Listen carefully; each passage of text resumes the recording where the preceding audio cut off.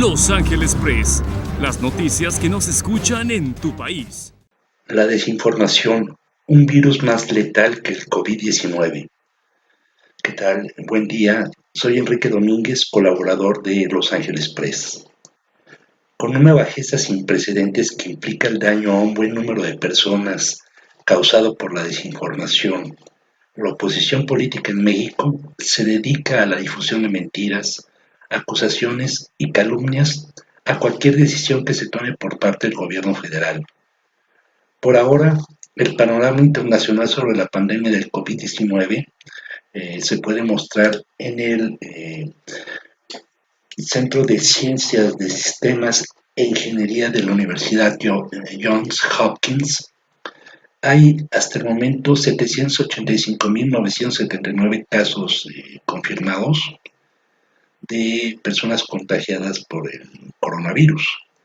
Estados Unidos tiene hasta el momento 164.539 personas, le sigue Italia con más de 100.000, España con 87.956, ya rebasando esos tres países a China, quien mantiene ahora 82.240 personas. Hay hasta el momento 37.810 decesos y 165.889 personas recuperadas. México ocupa en este momento el lugar número 42 con 1.094 casos. Los participantes de la realidad, al verse derrotados, sin privilegios y sin opciones para el hurto desmedido, una acción recurrente es la agrupación de personajes emblemáticos en la vida pública mexicana y en el poder. Como ejemplos podemos notar de manera descarada las acciones emprendidas por Gustavo de Hoyos, presidente de la Coparmex, Claudio X González Guajardo, ha sido luchador social para el beneficio de los que más tienen, y el disfraz de atacante voraz de la corrupción. Felipe Calderón Hinojosa, expresidente de México, Javier Lozano, chapulín del PAN y del PRI, periodistas, políticos, politólogos, cómicos y activistas sociales, como Ciro Gómez Leiva, Joaquín López Dóriga, Carlos Loret de Mola, Ricardo Alemán, Pablo Iriart, Pascal Beltrán del Río, Jorge Triana, José Cárdenas, Denise Dresser, Mariana Gómez del Campo, Sergio Sarmiento, Jorge Fernández Menéndez, Adela Micha, Carlos Alarraqui, Beatriz Pajés, Raimundo Riva Palacio, Paola Rojas, Ana Paula Ordorica, Eduardo Ruiz Gili, Gilberto Lozano, Juan Pardinas, Leo Zuckerman, Esteban Arce, Damián Cepeda, Samuel García, León y Enrique Krause, así también como personajes de la farándula como Talía, Laura Zapata, también está por ahí Yuridia Sierra y un largo etcétera, incluyendo por supuesto a la conflictiva San Juana Martínez, quien está a cargo ahora de Notimex. ¿Y cuáles son esas acciones emprendidas? La estrategia de difusión por parte de los personajes en cuestión consiste en abarcar la mayor cantidad de espacios para la calumnia incesante y generar la psicosis en un sector de la población. Se valen por lo general de medios tradicionales para esparcir el rumor y malinformar la situación del país ante la embestida del COVID-19. El efecto lo vivimos a diario a través de las redes sociales y el clásico teléfono descompuesto. Las granjas de bots están a la orden del día para convertir en tendencia, trending topic, cualquier frivolidad o vituperio absurdo. El origen del reclamo. Pensar que la derecha ideológica está preocupada por el pueblo de México es una mera ingenuidad. Su fin es recuperar el poder sin importar el medio. Resulta aberrante, incluso inverosímil, el grado de soberbia que les caracteriza. Cito a continuación algunas perversidades. Descalifican los logros del actual gobierno sin excepción. Pretenden desestabilizar al país. No les importa el pueblo doliente. Su asomo se fundamenta en enriquecer al privilegiado y establecer el efecto de dicha contribución con una dádiva al menesteroso. Pretenden regresar al antiguo régimen corrupto. Lucran con el sufrimiento ajeno aprovechando cualquier vileza para utilizar a la población. Intentan permear en cualquier organización para enviar mensajes de desaprobación. Algunas semanas atrás eran feministas, ahora son expertos infectólogos y epidemiólogos. Ahora, sin problema alguno, se dedican a enjuiciar y a establecer campañas terribles. El verdadero virus. El intento de sacar raja política va más allá. A diferencia de una bacteria, el virus es de 10 a 100 veces más pequeño, pero poderoso. Mantiene de manera coloquial una cavidad, una proteína y un émbolo para inyectar un ácido nucleico a través de la membrana celular, infectando gran cantidad de células que comienzan a copiar los virus capaces de controlar las reacciones químicas. Esto sería la analogía completa para definir el comportamiento miserable, bestial y energúmeno que se gesta en la oposición, inoculando veneno para generar reacciones y que en consecuencia el ingenuo lector o espectador se dedique de manera autómata a propagar el mensaje que se acompaña de diálogos francamente vomitivos e insultantes a la inteligencia. Ante una noticia sesgada o falsa, la reflexión se mantiene inmaculada, el encabezado tiene más valía, la información fácil es el mejor recurso del propagador, y la mente ligera se dedica a contagiar con su ácido nucleico a otras células, generando copias malas, destruyendo al sistema inmune y asaltando la razón.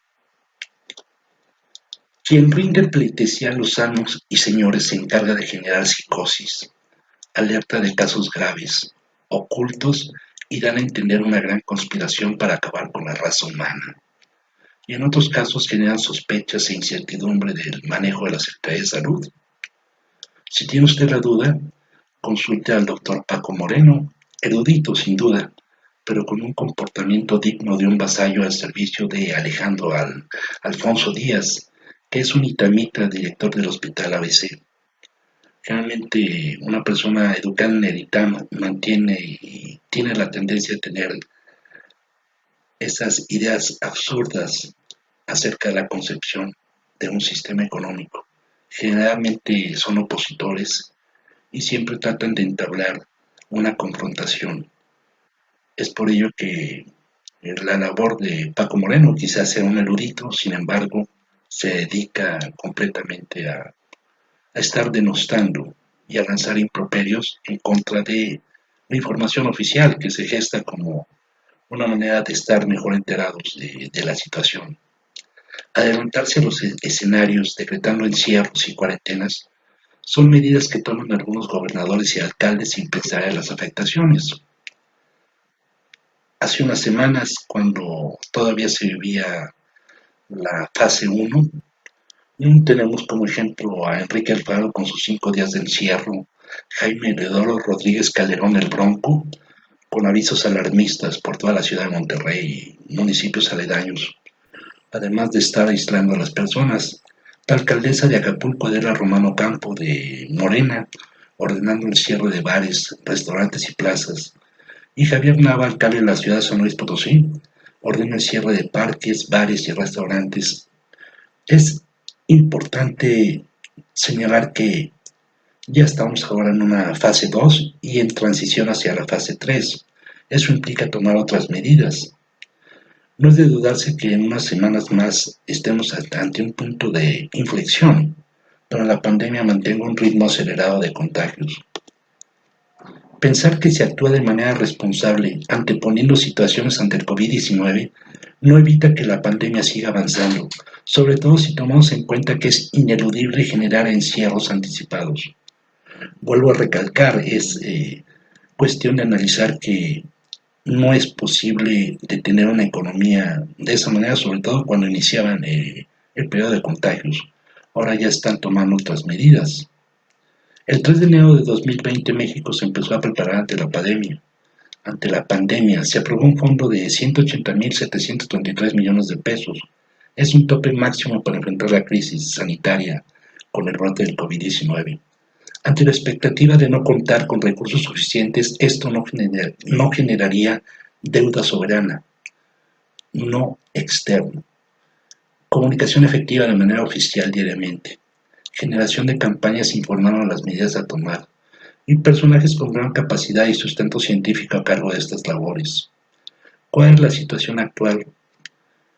Eh, no hay retardo en las acciones, sin embargo, también es señalar que hay también casos y situaciones que no debieron haberse dado, como ese festival de Vive Latino, donde asistieron más de 5.000 personas y poniendo en riesgo a la población de generar contagios, y de esa manera resulta francamente imposible detectar o darle seguimiento a la cadena de contagios.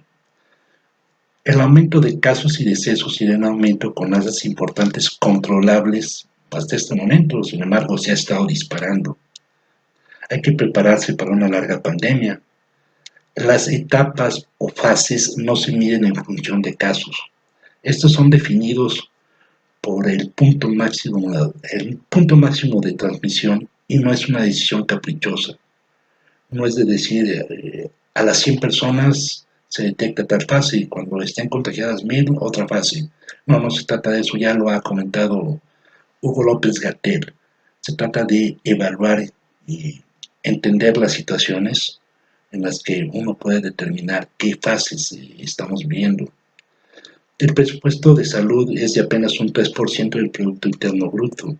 En otros países más avanzados se destina el 7% hacia la salud. En cuanto a la administración de riesgos, se prevé que el pico máximo de contagios pues sea más adelante, entre abril y mayo, y empiece a descender prácticamente en junio, julio, agosto. Hay varios mitos que es necesario considerar. El COVID-19 no es un virus inventado o artificial, es una realidad. Hacer comparativos con otros países es burdo, no reflejan la realidad de nuestro país.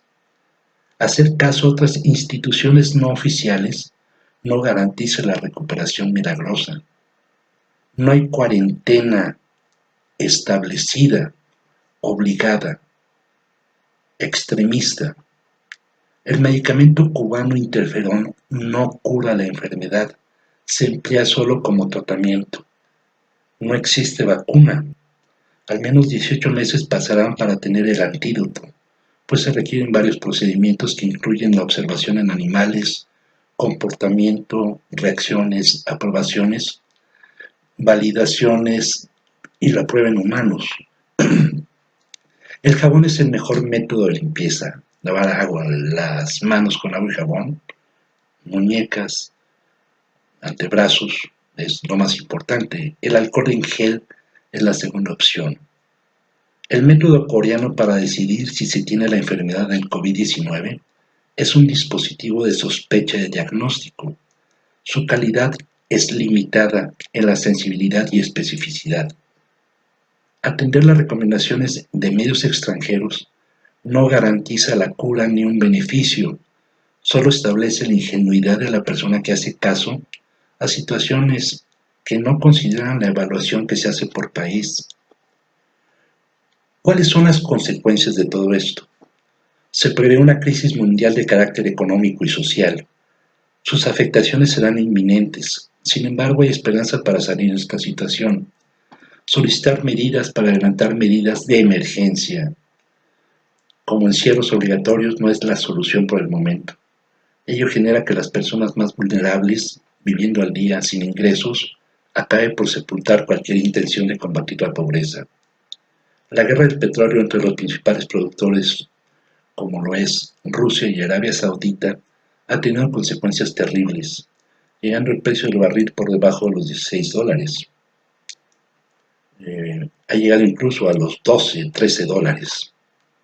El presupuesto se generó con una expectativa de 49 dólares por barril, con la correspondiente cobertura que establece una estrategia para cubrir un rango a partir del precio de referencia, brindando con ello la recepción de un monto máximo contratado si el precio se sitúa por debajo de los 37 dólares. Eso no es una garantía, sin embargo, también es importante analizar y pensar que es una crisis mundial. Sin duda alguna, en el ámbito internacional habrá países que a través de sus gobiernos aprovechen la oportunidad para el encarecimiento de productos y tomar la iniciativa por medio de financiamientos por distintas instituciones bancarias, estableciendo aún más a unos cuantos a expensas del abatido. Por ejemplo, el Fondo Monetario Internacional, Banco Interamericano de Desarrollo, muchos bancos, el Banco Mundial. ¿Cuáles son los apoyos y fondos para enfrentar la crisis sanitaria del COVID-19? Más allá del presupuesto en el ejercicio de 2020, la Secretaría de la Defensa Nacional y la Secretaría de Marina recibirán 4.000 y 500 millones de pesos respectivamente. A través del Instituto de Salud para el Bienestar INSABI, se han enviado a los estados 15.300 millones de pesos y se adelantarán recursos correspondientes al ejercicio fiscal de abril-junio por 10.000 millones de pesos más. El INSABI destinará 4.500 millones de pesos, aparte de lo ya ejercido para la compra de medicinas y material de curación. La Secretaría de Salud tiene un presupuesto de 128.000 millones de pesos y ha ejercido 25.600. El Seguro Social cuenta con un presupuesto de 828.000 millones de pesos y el ISSSTE por 349.400 millones de pesos. También se realizó un transitorio en la Ley General de Salud para que 40.000 millones de pesos del Fondo para el Bienestar del INSABI puedan destinarse a las acciones contra el COVID-19. Se crearán créditos para 1 millón de pequeños negocios sin intereses o con una tasa muy baja. El secretario de Marina, José Rafael Ojeda Durán, y el de Defensa Nacional, Luis Crescencio Sandoval, han puesto a disposición de las autoridades sanitarias sus aeronaves, centros de atención médica y espacios de aislamiento, capacitación a la tropa para ejercer servicios básicos relacionados con la salud, más de 3.200 camas y 15 hospitales de distintos niveles. Hasta el momento, hoy 30 de marzo, la situación en México es de 1.094 contagios y 28 muertes, desgraciadamente. ¿Sí? También hay 2.752 casos sospechosos y 5.635 posibles casos descartados. Es importante señalar que el día de hoy se declaró una emergencia sanitaria y se endurecerán medidas contra el COVID-19. Es de señalar que mediante una declaratoria leída por el canciller Marcelo Ebrard, después de que Hugo López-Gatell, subsecretario de Salud, dio a conocer los ajustes, el primero de estos cambios implica la suspensión de esas actividades no esenciales en el sector público, privado y social. Será del 30 de marzo al 30 de abril. Se preveía que terminara el 19 de abril, sin embargo, se aplaza 11 días más. Esto fue informado en la rueda de prensa. Los ajustes a la Jornada Nacional de Sana Distancia tiene 7 medidas concretas que a continuación describo.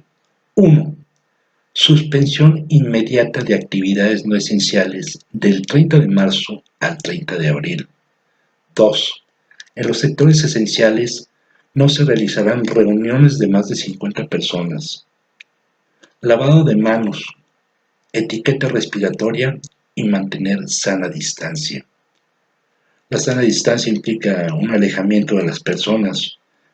Se habla de 1 metro a 1,5 metros. Número 3. Se exhorta a toda la población a cumplir con el resguardo domiciliario en las fechas señaladas. Dicho resguardo es voluntario.